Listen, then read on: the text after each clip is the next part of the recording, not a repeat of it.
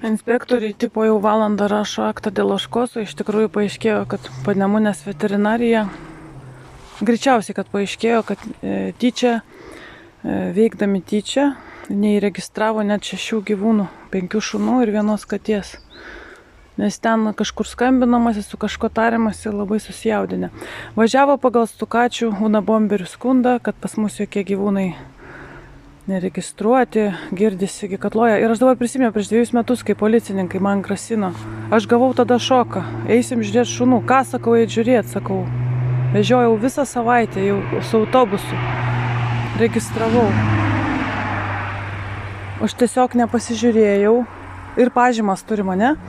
Registracijos su štampu, veterinarės, su parašu, su priklijuotu čipo numeriu ant tos anketos.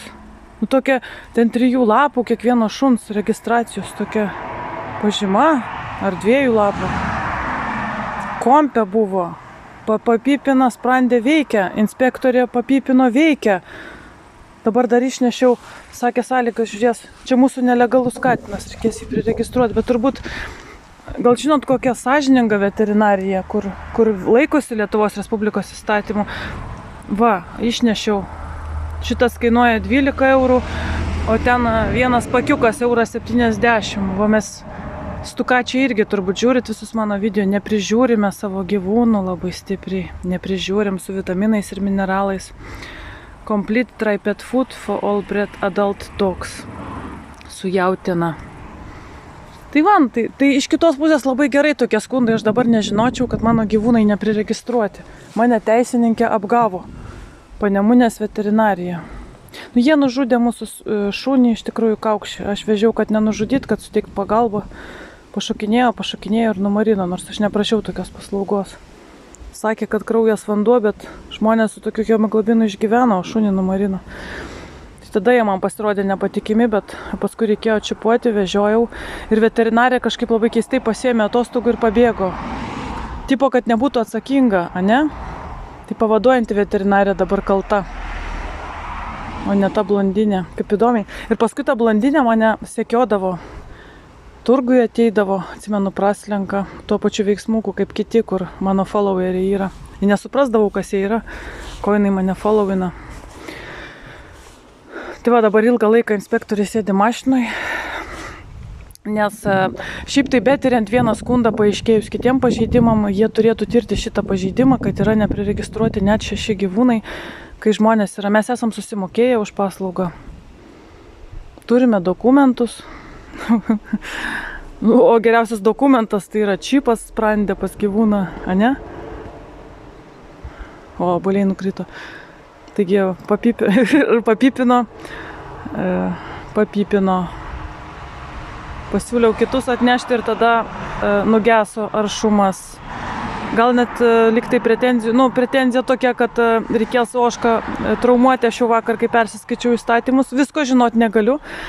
Esu tik tai žemės labiau teisininkė, bet ne gyvulių teisininkė. Tai įstatymų yra baisiai daug, visko žinot negalima, ypač jeigu Lietuvos įstatymai prieštarauja ES, vadinasi prieštarauja ir konstitucijai, nes pagal mūsų konstituciją pas mus ES įstatymai ir konvencijos turi tiesioginę galią. Vadinasi, šitas reikalavimas registruoti ožkas ir avis, kai Lietuvoje nėra kritinio skaičiaus bandų ir pagal ES reglamentą nereikia tada registruoti, prieštarauja konstitucijai. Aš buvau konstituciškai teisi. Gaunasi, aš sąžiningai klydau, nes aš esu teisininkė ir aš vadovaujuosi teisinę sąmonę ir konstitucinę sąmonę. Per tai nukentėjau.